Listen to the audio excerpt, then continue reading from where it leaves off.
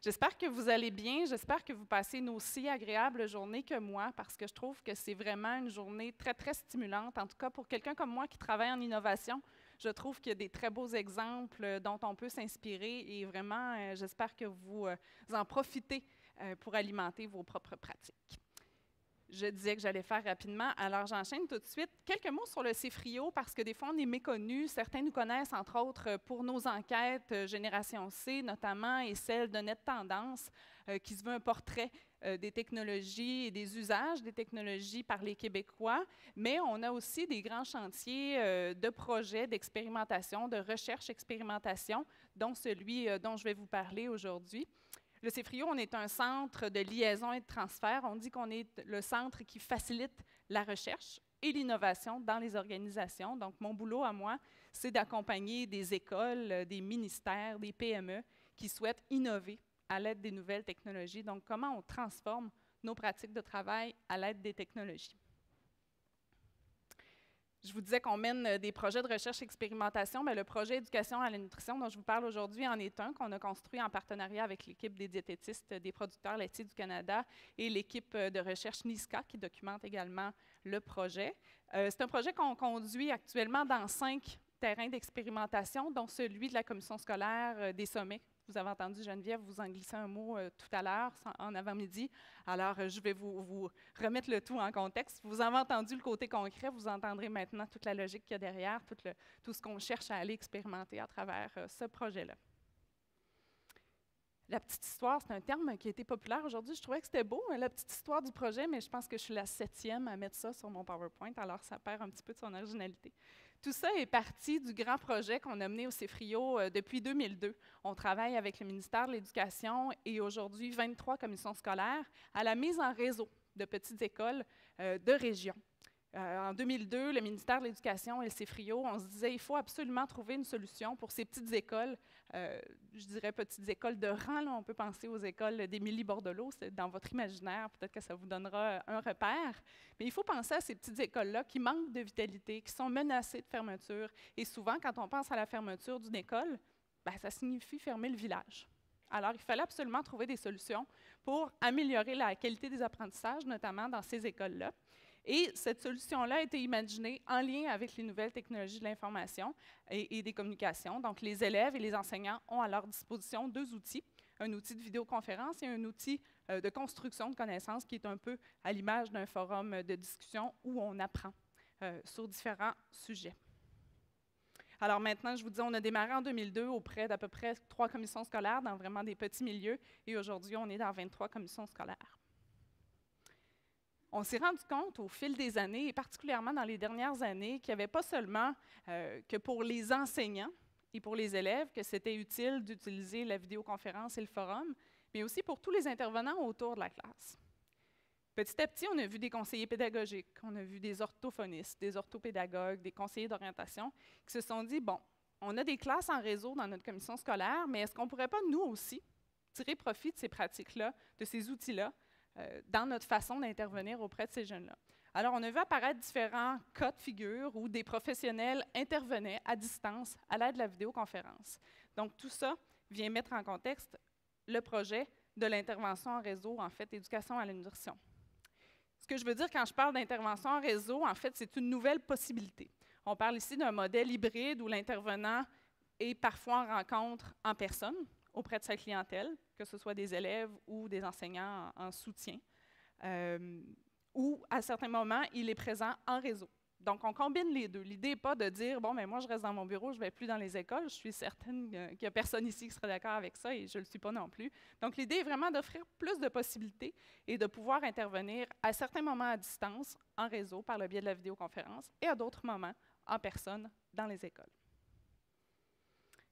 Donc, avec ce contexte-là de l'école éloignée en réseau et de l'intervention en réseau est né le projet Éducation à la nutrition avec les producteurs laitiers du Canada qui nous ont approchés parce qu'ils souhaitaient être plus présents en région, souhaitaient que les programmes soient davantage utilisés, mais souhaitaient aussi qu'il y ait du soutien qui soit offert aux enseignants qui utilisaient ces programmes-là. Alors, on s'est dit, il faut miser sur des ressources qui sont locales. hein, parce que c'est une petite équipe, les diététistes des producteurs laitiers du Canada. Ils ne peuvent pas se cloner, malheureusement. On n'est pas rendu là dans notre utilisation des technologies. Alors, l'idée était aussi de miser sur les ressources locales qui sont particulièrement importantes pour le soutien aux enseignants. Donc, on a démarré un grand chantier où on voulait tirer profit de ce qu'on avait déjà vu dans l'école éloignée en réseau pour expérimenter des nouvelles formes de pratiques pour, entre autres, les nutritionnistes, mais aussi les hygiénistes dentaires, les infirmières scolaires, pour intervenir à distance à l'aide des nouvelles technologies et expérimenter des nouveaux modes de collaboration à distance entre le milieu de la santé, le milieu de l'éducation et éventuellement le milieu communautaire aussi. Pourquoi l'intervention en réseau? D'abord, parce que ça nous permet de faire la promotion d'activités d'éducation auprès des enseignants, en misant sur des actions qui sont continues et non pas seulement ponctuelles. Et ça, c'est important. C'est important que ces enseignants-là aient le soutien qui est nécessaire aussi, mais vous le savez tous, les ressources sont limitées, les territoires sont grands à couvrir, particulièrement en région. Donc, c'est important de trouver une façon de contrer ces distances-là et de contrer la perte de temps qu'il peut y avoir lorsqu'il y a des déplacements. Et évidemment, il y a toute la question des coûts également. Alors, on s'est dit, on va miser ici aussi sur la mise en réseau. Alors, comment, je pensais que j'avais un écran là. Alors, comment ça fonctionne? On a des nutritionnistes, des hygiénistes dentaires ou des infirmières scolaires qui, à l'aide d'un ordinateur branché à Internet et à une petite webcam, peuvent offrir différentes interventions dans les écoles par le biais de ces outils-là. Donc, ça peut être des capsules sur un thème donné, par exemple la collation. Ça peut être aussi de répondre à des questions d'élèves. Hein. Souvent, les enseignants dans leur classe veulent se lancer en éducation à la nutrition, puis ils se disent d'un coup que j'ai une question là, à laquelle je ne suis pas capable de répondre. Ça me prend un spécialiste qui est capable d'y répondre. Donc, si on a une nutritionniste, par exemple, qui est branchée avec notre classe, à ce moment-là, elle peut répondre aux questions des élèves. On a aussi vu certains cas de figure où les professionnels sont en soutien à la planification des enseignants. Donc, ils vont être branchés au moment où les enseignants planifient pour pouvoir les accompagner, les stimuler sur différents éléments, leur amener des pistes d'intervention également.